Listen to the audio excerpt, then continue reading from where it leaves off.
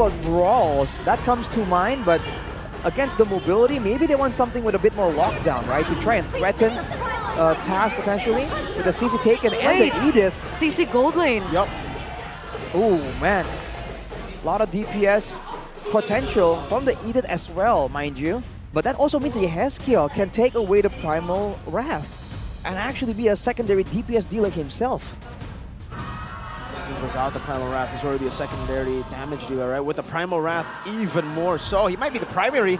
Is Moskov gets shut down or is still waiting for the power spike? What's the plan for Aura? Do they flex it? Do they force a run on a different hero? The Arlet is still opened up.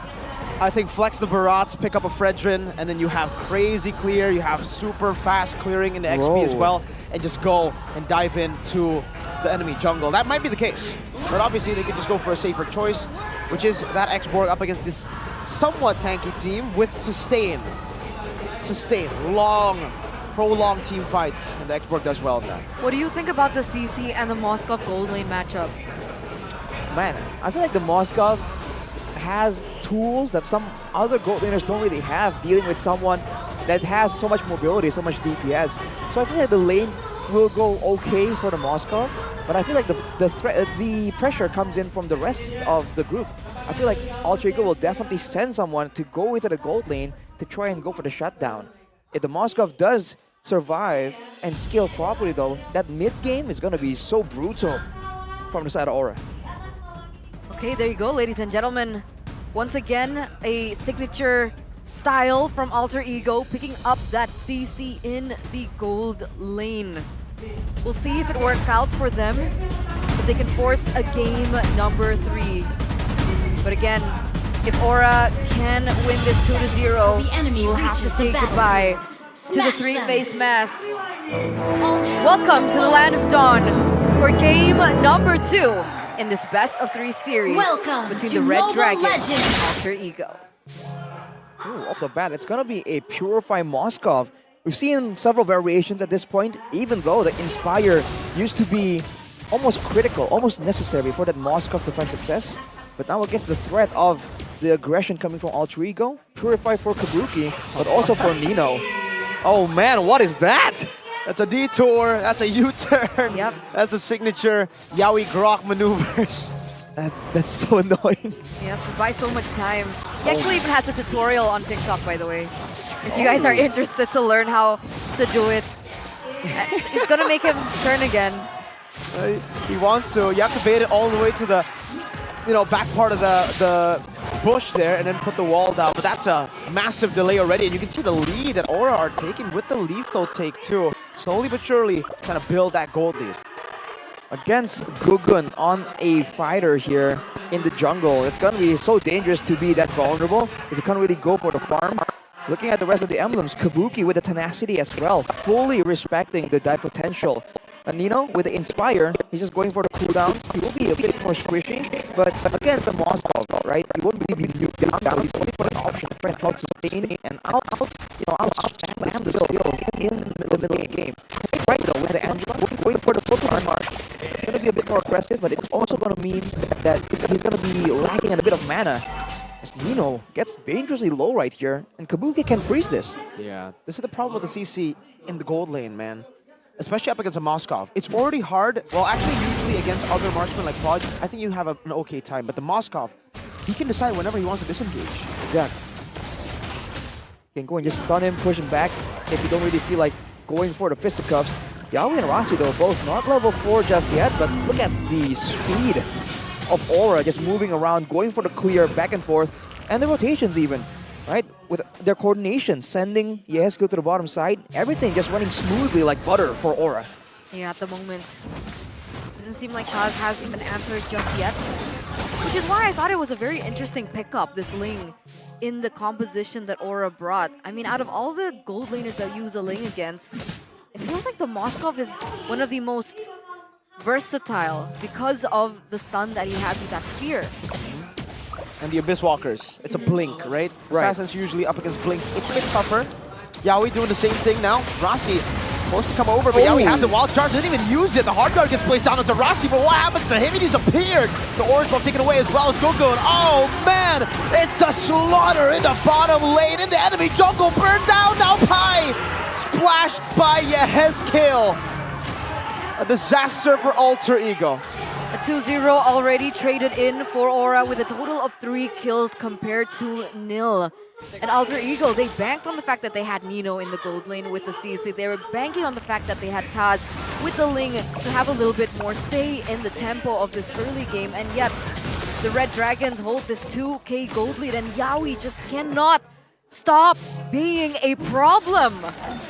The lack of damage, the lack of spammable damage as well. He is almost never really in danger unless Alter Ego really expends multiple ultimates only for a roam. That's what he's abusing right now, and the team is trying to follow up on it. He's waiting. Whoa! Look at a wild charge and the pullback as well. The retribution still caught by Taz there. Gugun looking to go for the chomp down now as Nino puts him in a tough spot with Rossi with the Primal Rat. Gugun's gonna get help by the hard guard as Nino dives in deep, and Arad is gonna try to burn him down. Earth Shatter Flicker combo to the back line, and now a penalty zone as well. Aura on the back foot, so trying to cut away. Hesky with a splash of damage. Meanwhile, up top, the Moskov eating good, going for the turrets. Fear of destruction towards the orange buff, but there's nobody there. So with that engage, with Yawi being a problem there, Gugun does get traded back, but Kabuki does get a little bit more gold. In the grand scheme of things, is that a worth it play? I thought he was going to try and join the fight, because if he was there, that's a lot of free space he had to really do damage. Yawi now, though, making a clean escape. Aura just seems to be right on track. And even though Kabuki wasn't able to swing that fight in favor of Aura, he's able to get the full gold from the turret right here. And again, he's just waiting for an opportunity. And Pi, actually on the Torrizla, goes for a brute force breastplate. You don't see that very often. A little bit more survivability on his end.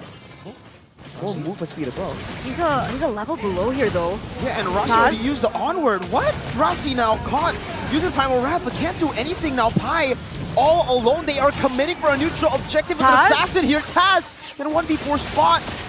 The Flames will zone him away.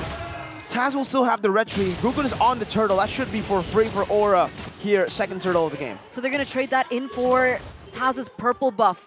But Yawi again, he's on the way there again. Wall? Okay. All right. Yawi's been such a big problem. When can he be my problem? What? Whoa. In the top lane, we do see some rotations coming through. Nino gets chunks quite low actually. It does. That's the damage coming in from the Moskov. That's a problem right here, actually. The Moskov is problem, really not my problem, but the Moskov is left generally untouched right here. And because of the presence of the Xborg, technically, when it comes to a long drawn-out fight, there is enough damage output from Aura that they're still able to have the same kind of pressure, even though they don't really have their gold inner with them.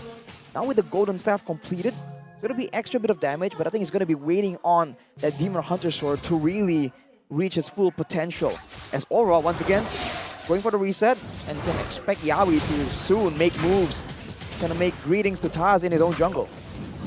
6 minutes. And already on the way to DHS. Is that quick or is that normal? The 3-item power spike from Moskov, that's pretty quick. 6 minutes in.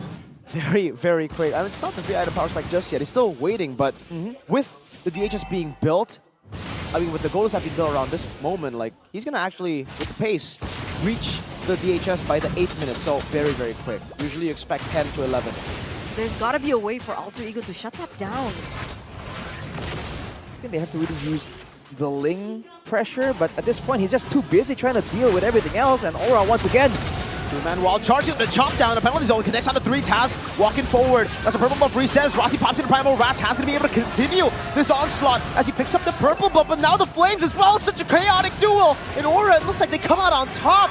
Yeah, Heskiel takes Pi down. In the back now, Nino. All alone in the mid lane, only with a yo-yo. You can't clear those waves. Aura take the turrets.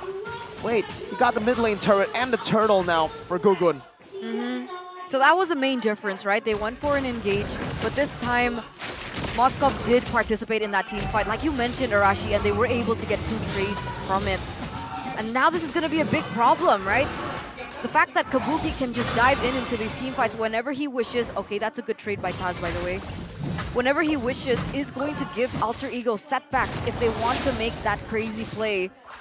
And now Taz is left to the last thing that he can do, right? Because of his team being far behind. Ooh. No way! What? His boy's on cooldown now. He Oh, does no. have the Tempest of Blades. Okay. Bitterado burning them down out of their own jungle. But, oh, dude. Yawi. Again, the lack of damage right here for both the Grok and the X-Borg.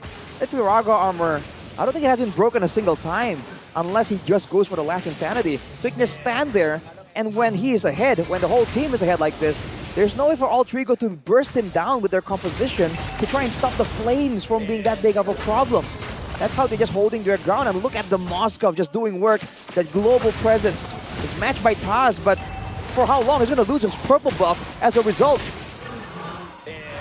Turret traded in for a purple buff. Yeski might actually be able to 1v1 him in this spot, but it's not a 1v1. It never is. Yawi right here has the wild charge, goes for the prediction, doesn't connect, and now Gogun as well. Death is welcome. Taz doing a whole lot alone here with a hard guard. He actually gets out of that spot without a purple buff. Impressive stuff. And he gets a turret for it. So slowly, if they can still prolong this series to the point where they're going to start battling out for the Lords, these turret takes will be valuable for them. Eventually, will it not? For sure. With more vision, with more control around the map, there's more ways for Alter Ego to really find a pickoff. If Aura isn't the one proactive first though, and he's actually, Taz, out farming Gugun due to the amount of gold and EXP he's getting from all the split pushing endeavors. He's actually on curve, so in a 1v1, he is still definitely a menace. 1v1. Speaking of, Tempest of Blades used up now, 1v1. That's Kabuki versus Taz. Taz is forced to run away. Spirit Misery! Wow! The destruction does connect with Yawi now. He's looking for the wild charge. Doesn't have it just yet. It's still on cooldown, but Taz with no purple buff. It's so tough for even him to go for the assassination on the marksman. That's an insane play for Kabuki to just match him down, stare him down in the 1v1. And he's the one that just stays. Taz forced to get out, and now he won't really be available for this Lord take. I was about to say, with the same level, there's a chance Taz can go for a steal, but not when this is how it plays out. Now he's buff! Taz, he does have the Tempest of Blaze, but does he want to risk it? Does he want to go for the purple buff? No, he does not. Pai is getting melted. That's a DPZ, a defensive penalty zone, and it might not even save him. Oran is hovering over Nino.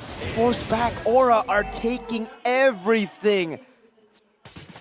It's tough, right? Like, imagine you're in a 1v1 with a dragon that's like 1,000,000 times bigger than you and you throw masks at them. That's kind of what I'm feeling from this game. A 7, almost an 8k gold lead. Absolutely no fight whatsoever from Alter Ego. Imagine one single kill. That's the only thing that they have been able to get, and they've been able to get those 2 turrets on the back of Taz going for that split push. But how long can they delay the inevitable at this point? How can they clear the Lord with Aura knocking on the door with a superior DPS? Yawi makes the play. It's a wild charge. Kabuki now going to go for the turret, and he'll be able to melt it down quite easily. Right into the depth of his welcome he goes. Edith is gone. Pai gets brought back by the missiles now. It's the flames of Aran. Nino gets the helmet. Hard guard. Oh my god! Nino gets killed just by the Moskov hitting the base. He got pierced down. 2-0 for the Dragons. Albeit wounded, albeit left down to the ground, the Red Dragons, they rise to the occasion.